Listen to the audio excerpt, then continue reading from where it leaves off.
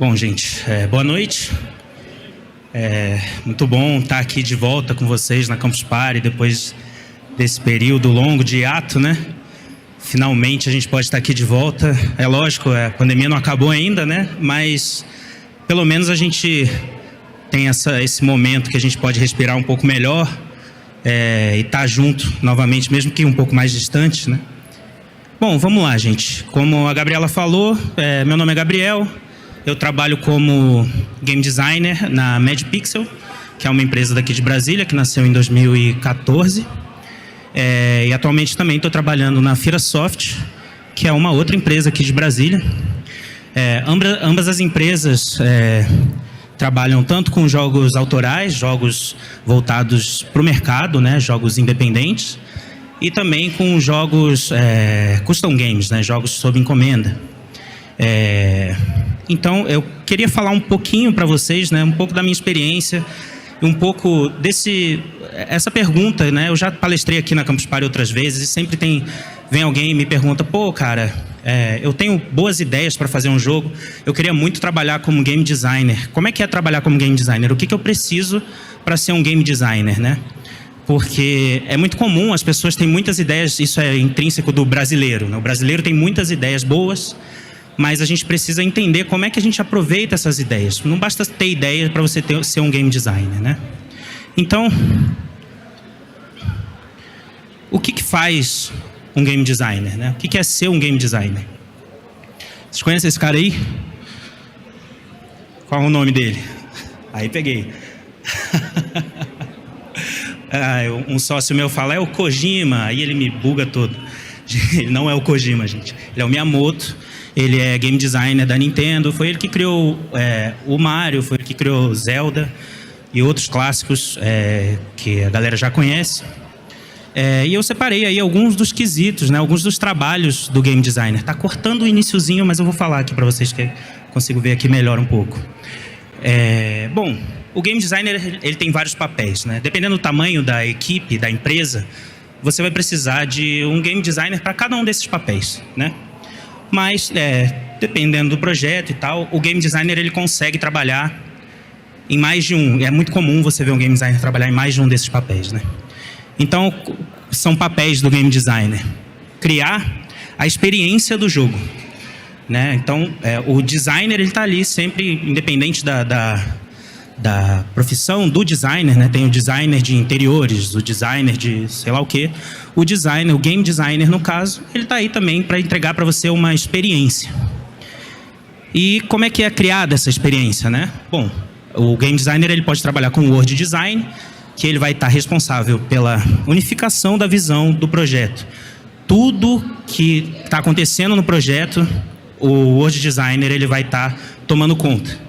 Ele tem que entender bastante o que a programação está fazendo, o que a arte está fazendo, o que a sonoplastia está fazendo, para ver se aquelas coisas realmente fazem parte daquele mundo que ele está criando. Porque se não couber direito, vira uma coisa, algumas franquias têm algumas coisas assim que não... Você vê que não encaixa muito bem naquilo, né? Isso é um papel do Word Designer, entender o que cabe e o que não cabe naquele mundo do jogo que está sendo criado. O Environment Design é a ambientação do jogo, né? Do jogador. O que o jogador enxerga, onde ele está, por que ele está ali. Então, o Environment Designer, ele trata muito dessa parte do player entender o que está acontecendo, o que é aquele mundo, por que eu estou ali, o que está acontecendo nesse ambiente. Então, o Environment Designer, ele trata o ambiente para essa ambientação do player, né? Bom, Multiplayer Designer, ele vai tratar das interações sociais, né? Ele vai mexer com mecânicas de multiplayer, se o multiplayer é assimétrico, se o multiplayer é simétrico, se são partidas, como é que funciona esse multiplayer, né? Então, isso é um papel do game designer de multiplayer. O level designer, né, ele trabalha na progressão de dificuldades, né? Então, se o jogo é separado em fases, ele vai separar essas dificuldades da fase. Eu vou entrar um pouquinho mais em ciclos de implementação pouquinho mais para frente, vocês vão entender um pouco melhor essa coisa do level design. O quest design, ele também está muito próximo do level design, do environmental designer. Normalmente, dependendo, como eu falei, dependendo da equipe, pode ser a mesma pessoa que vai trabalhar com isso. Então ele trabalha a parte narrativa desse level design, né? Dessa progressão, de como são os desafios, do que vai acontecer no jogo. O combat designer ou system designer, ele vai fazer a sistematização de mecânicas. Então, se eu tenho um jogo de luta, como é que funcionam essas lutas? É vida, é barra de vida?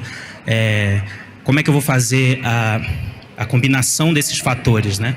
Como é que eu vou balancear esses fatores? Isso quem faz é o system designer.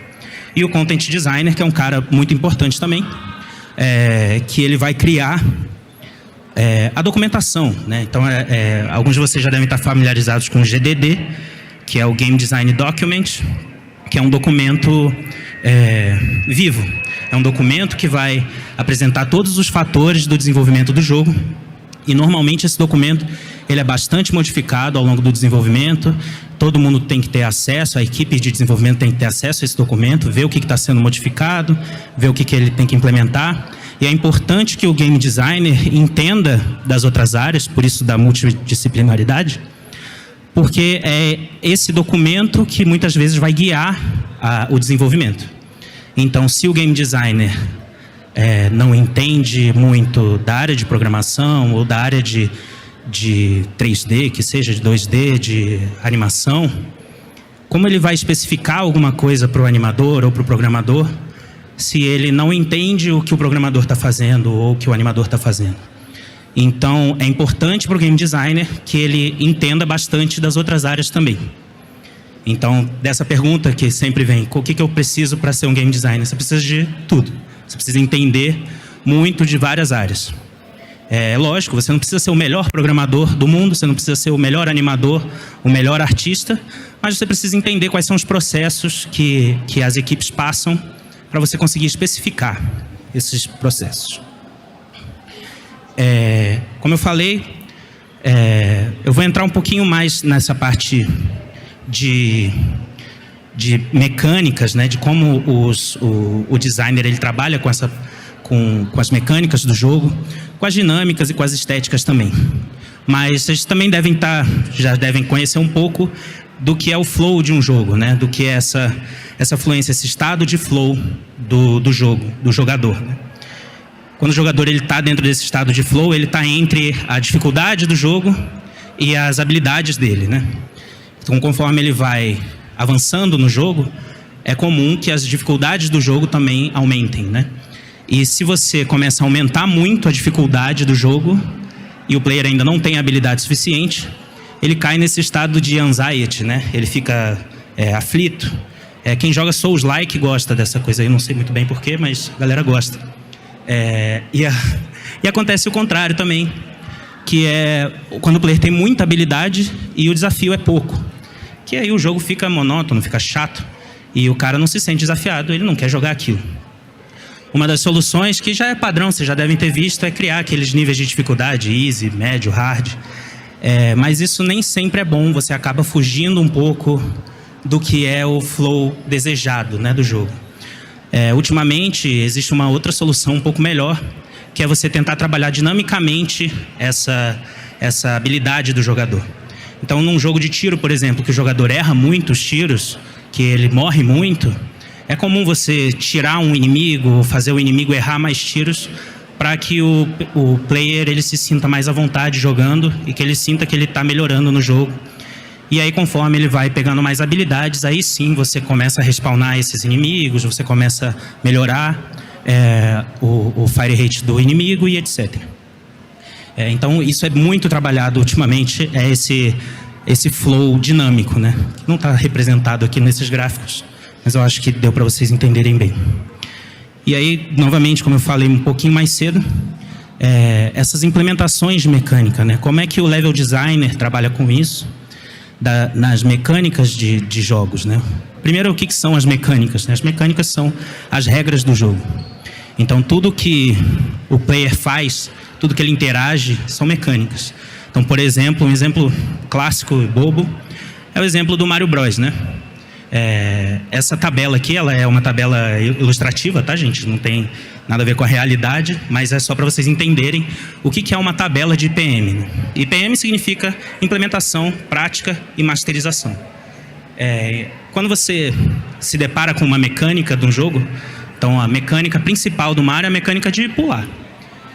E então eu vou ensinar para o player como é que ele faz para pular, né? Logo no início do jogo, você tem lá um pequeno obstáculo, um pequeno pulo, alguma coisa que o player precisa fazer sem ter uma dificuldade grande, sem perder vida. Ele não vai, no primeiro obstáculo que ele achar para pular, ele não vai perder uma vida ou ele não vai perder muito progresso. Ele pode até, às vezes, perder uma vida, mas ele vai logo respawnar e vai saber o que ele tem que fazer. Então, isso é implementação, né? Você mostrar para o player, em um período curto, o que ele tem que fazer com aquela mecânica apresentada, né? Dali para frente, você começa a praticar essa mecânica, né? Então, se eu tenho pulo, agora eu vou colocar um pulo mais longo. Agora eu vou colocar um espaço menor para o player cair. Ou vou colocar um pulo mais alto, coisas do tipo. E aí o player vai aprendendo que essa mecânica de pulo é variada e que ele pode fazer várias coisas com essa mecânica. E no final das contas a gente vai para a masterização dessa mecânica, a maestria da mecânica, né? Que é quando você faz trabalhos bem mais avançados com essa mecânica. E a ideia é você não ficar voltando para não tirar o player do flow, né? Então, lógico, você não vai apresentar todas as mecânicas na primeira fase, você não precisa apresentar na segunda fase, mas a ideia é que você sempre vá desenvolvendo essa implementação até que o player se sinta na maestria de todas elas. Eu tenho aqui um pequeno exemplo que eu queria mostrar para vocês. Eu não sei se eu vou conseguir muito bem. Eu vou tentar... Eu vou pular um pouquinho, porque o vídeo é muito longo e eu queria mostrar para vocês coisas básicas desse vídeo aqui, né? Esse aqui é o Mario Galaxy, né? Para quem nunca jogou. É um jogo de Wii. E nessa fase aqui é demonstrada uma mecânica nova de um novo power-up, que é o poder de abelha, de se transformar em abelha. Então, logo no início da fase, você pode ver que o level design, a câmera está mostrando para vocês o fluxo do level design, que você tem que passar por aquele túnel para chegar no próximo desafio. E claramente o Mario já nasce virado para a direita, já tem aquele caminho ali mostrando para ele para onde ele tem que ir. É lógico, o player faz o que ele quiser, mas o level designer ele tem que tentar mostrar para o jogador o que ele tem que fazer, para onde ele tem que ir. E logo, um pouquinho mais à frente, você vê a primeira coisa que chama a atenção do player é a moeda, aquela moeda gigante, que o player ainda não sabe o que faz, ele vai saber assim que ele pegar. Então aparece o power-up. O jogador de Mario já sabe que um cogumelo que aparece na fase é um power-up. Então ele já se sente essa vontade de ir atrás, esse ímpeto de tentar pegar esse power-up. Assim que ele pega o power-up, ele também já sabe o que ele tem que fazer. Bom, está escrito ali, fly. Ele sabe que ele vai voar e ele sabe para onde ele tem que ir, que é para esse buraco da caverna. E aí, novamente, já foi apresentado para o player qual que é o revés dessa mecânica, né? Se ele passar na água, ele vai perder o power-up. Novamente, sem nenhum problema maior para o jogador, já que o power-up está ali do lado. Então, mais na frente, na fase, ele vai tratar de inimigos e obstáculos que jogam água nele de todos os cantos. E ele tem que tentar não perder esse power-up para continuar a progressão do jogo. Então eu vou pular já, gente, porque esse vídeo é um pouco longo, mas eu acho que deu para entender. Então, eu falei um pouquinho, né, de mecânica, dinâmica e estética. E o jogador, ele analisa essa coisa da mecânica, da dinâmica, da estética, meio que de trás para frente. Não necessariamente, mas meio que de trás para frente. A mecânica é isso que eu falei para vocês, que são as regras do jogo. A dinâmica são as interações com as mecânicas, então a forma de controlar o jogo, se é um jogo por sensor de movimento, se é um jogo com touchscreen, com giroscópio, a forma de controlar o jogo são as dinâmicas. E a estética, bom, é aquilo que você vê, que você sente, né, as experiências sensoriais. Então, música, visual do jogo, se o jogo é em VR, esse tipo de coisa. E essas coisas se misturam também, né? Você pode tratar a estética do jogo como uma mecânica, a dinâmica do jogo também como uma mecânica. Recentemente teve um jogo que tratava como mecânica você piscar. Toda vez que você piscava, o jogo avançava. Então, tem essa brincadeira aí que os designers fazem. Mas o player, ele enxerga o jogo sempre, primeiro com a estética, depois as dinâmicas e a mecânica, né? Ele vai olhar para o seu jogo primeiro, antes dele jogar. Essa que é a ideia. Então, como é que você tem que tentar trazer o player por meio dessas interações? Ele tem que entender o seu jogo por meio dessas interações. Então, é bom você pensar, quando você está pensando no seu público-alvo, você pensar na estética adequada que vai trazer aquele público para o seu jogo. Isso também é uma tarefa do game designer. Bom, então, como eu estava falando dos jogadores, quem são os jogadores do meu jogo, né? Isso aqui é uma foto do stand nosso na Campus Party de 2019, saudades. Bom, como é que eu analiso os jogadores do meu jogo, né? Quem são eles? Você pode usar diversas ferramentas para você entender quem são os jogadores do seu jogo. Se o seu jogo é um jogo novo, procura jogos similares. Quem são os jogadores desses jogos? Quem gosta desse tipo de jogo? Onde eles estão? O que eles fazem? No Globo Repórter, né? Aqui eu trouxe como exemplo para vocês uma análise do jogo Sniper Ghost Warrior 3 no Google Trends, gente. O Google Trends é de graça, qualquer um consegue olhar isso. Você acessa o site do Google Trends e vê onde é que estão pesquisando esse jogo. Então, na data de lançamento dele, no ano de lançamento, o jogo era muito pesquisado em países da Europa, do leste da Europa e do sul da Ásia, né? Vocês podem ver Sri Lanka, Geórgia, Polônia. Por que esse jogo está sendo pesquisado lá? Bom, eu não tenho certeza, mas eu acho que é por causa da narrativa do jogo que se passa dentro da Geórgia. Você é um soldado, você está numa guerra proxy contra a Rússia, e dentro de uma guerra que está acontecendo na Geórgia. E isso atraiu o público de lá, a narrativa atraiu o público de lá. Então, como é que eu faço uma análise mais apurada do perfil dessas pessoas de lá? Eu tenho que entender por que esse público gosta tanto desse tipo de jogo. Algumas maneiras de você analisar esse tipo de jogador pela ferramenta de Octalysis, um framework que já foi debatido aqui hoje, inclusive, numa palestra mais cedo. Eu, infelizmente, não vou poder entrar muito na ferramenta, porque vai ser muito longo, mas a ferramenta de Octalysis, ela é uma ferramenta de gamificação que te permite analisar o perfil das mecânicas que o seu jogador provavelmente vai gostar. Então, você consegue encaixar o seu jogador dentro de um perfil. E o interessante da Octalysis é que, quando você analisa os 8 cores principais da Octalysis, aqueles que estão diretamente opostos, eles provavelmente não vão fazer muito sentido serem implementados ao mesmo tempo.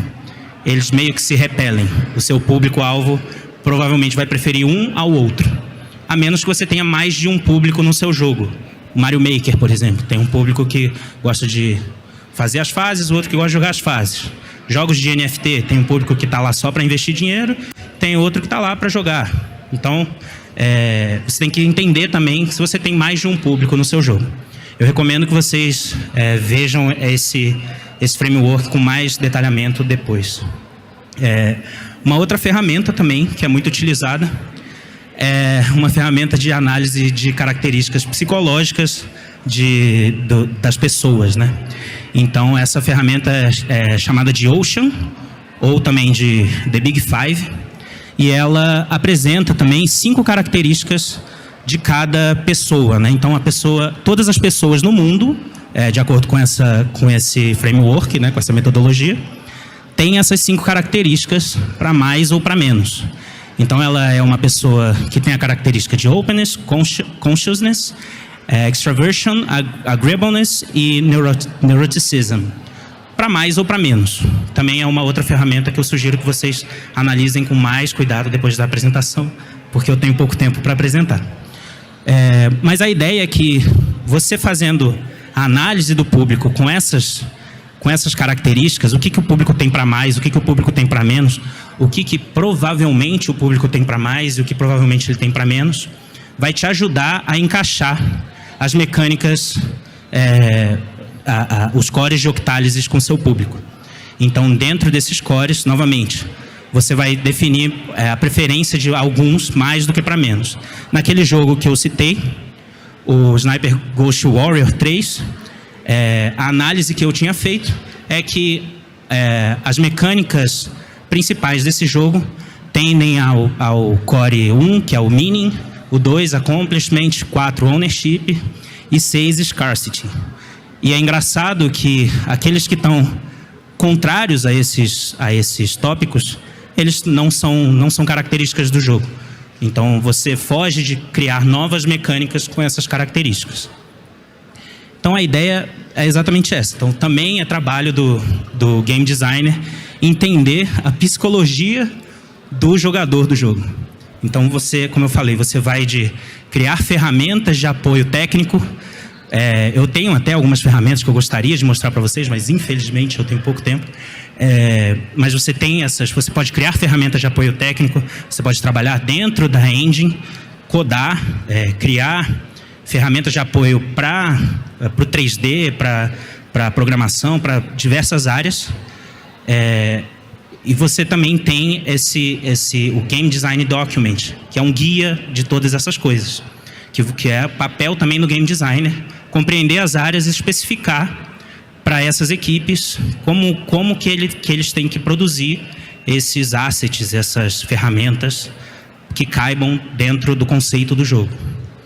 E também toda essa parte de psicologia, de entender o jogador, né? Então, vem daí a multidisciplinaridade do game designer. Então, é isso. Quando me perguntam, o que eu preciso para ser um game designer? Cara, você precisa muita coisa, você precisa entender muitas coisas, você precisa ter paixão pelo desenvolvimento e você precisa ser um cara, um jack of all trades, né? Aquele famoso jack of all trades, master of one. Um cara que conhece, que quer saber de todas as áreas e que tem essa maestria do desenvolvimento, né? Então, gente, basicamente é isso. Eu não tenho muito tempo para perguntas, eu acho que meu tempo já até se esgotou. Eu vou ficar por aqui um tempinho ainda, então se vocês tiverem alguma pergunta para me fazer, eu sei que o tempo aqui é curto, que não dá para passar todo o conteúdo que eu queria passar, mas eu tentei passar algumas dicas aqui para quem quiser conhecer um pouco mais dessa área. Então é isso, gente. Muito obrigado. Boa noite.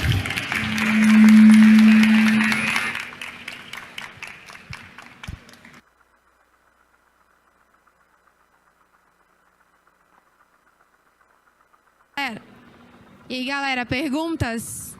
Sem perguntas? Ok, mas de qualquer forma o Gabriel está disponível para vocês, caso vocês queiram, ok? E seguimos para o nosso último conteúdo da noite. Porém, gente, amanhã quero dizer para vocês que tem mais, tá bom? Eu vou dizer para vocês só um gostinho do que é que vai ter amanhã, porque aí vocês vão querer voltar e a gente se encontra de novo. A gente tem uma palestra chamada